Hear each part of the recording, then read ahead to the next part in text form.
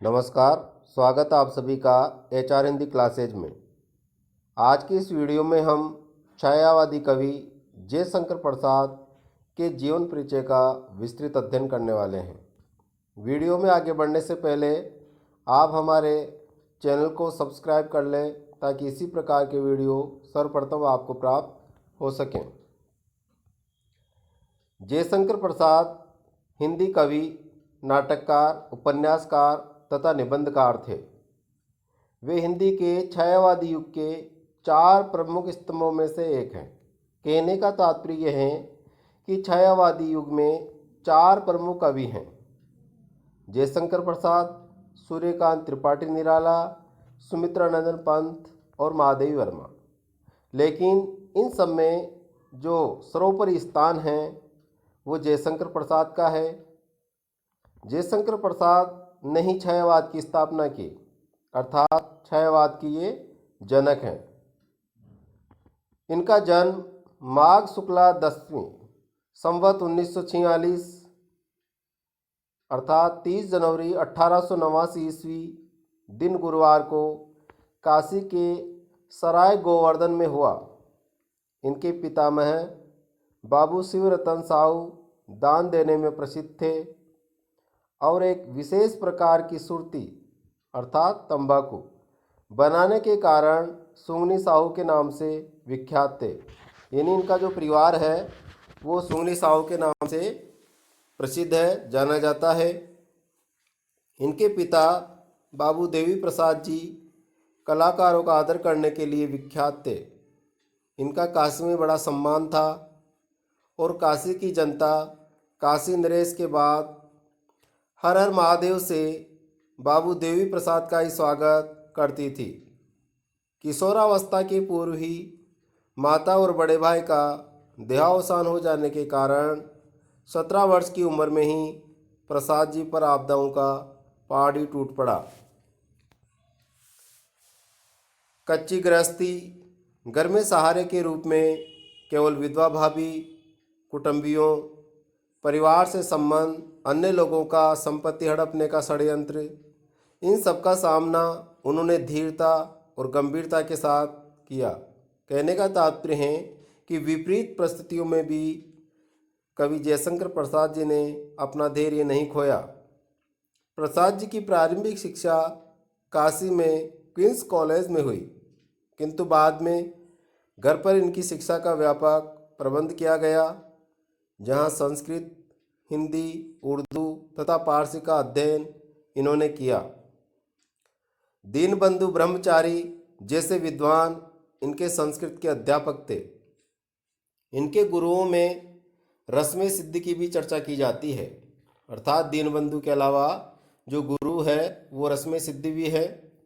घर के वातावरण के कारण साहित्य और कला के प्रति उनमें प्रारंभ से ही रुचि थी और कहा जाता है कि 9 वर्ष की उम्र में ही उन्होंने कलाधर के नाम से ब्रजभाषा में एक सवैया लिखकर रस्मे सिद्धि को दिखाया था, अर्थात ऐसा सवैया लिखकर इन्होंने अपने गुरु को दिखाया। उन्होंने वेद, इतिहास, पुराण तथा साहित्य शास्त्र का अत्यंत गंभीर अध्ययन किया था। वे बाग बगीचे तथा भोजन बनाने के शौकीन थे और शतरंज के खिलाड़ी भी थे। वे नियमित व्यायाम करने वाले, सात्विक खान पान एवं गंभीर प्रकृति के व्यक्ति थे। वे नागरिक प्रचारणी सभा के उपाध्यक्ष भी थे। जयशंकर प्रसाद जी की प्रमुख रचनाएं, उन्होंने कविता, कहानी, नाटक, उपन्यास और आलोचनात्मक निबंध आदि विभिन्न विधाओं में रचना की है।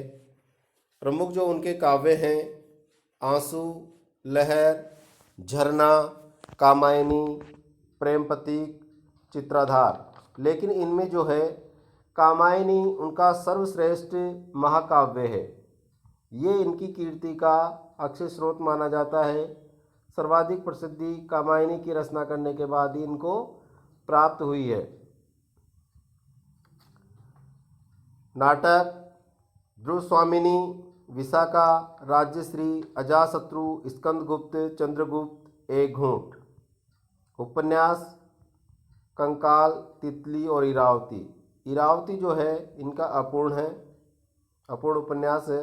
अगर पूछ लिया जाए कि इनका एक मात्र अपूर्ण उपन्यास कौन सा है तो इरावती आप कहेंगे।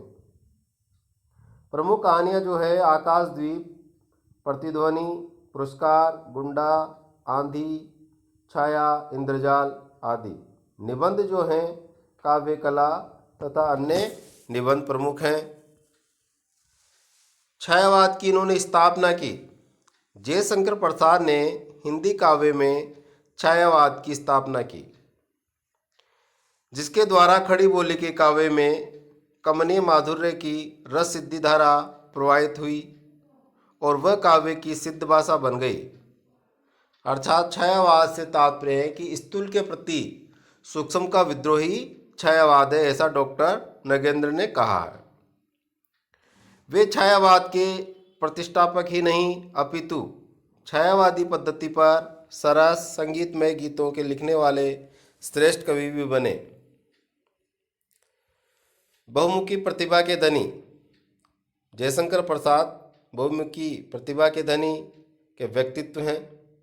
कविता, नाटक, कहानी, उपन्यास सभी क्षेत्रों में प्रसाद जी एक नवीन स्कूल और नवीन जीवन दर्शन की स्थापना करने में सफल हुए हैं।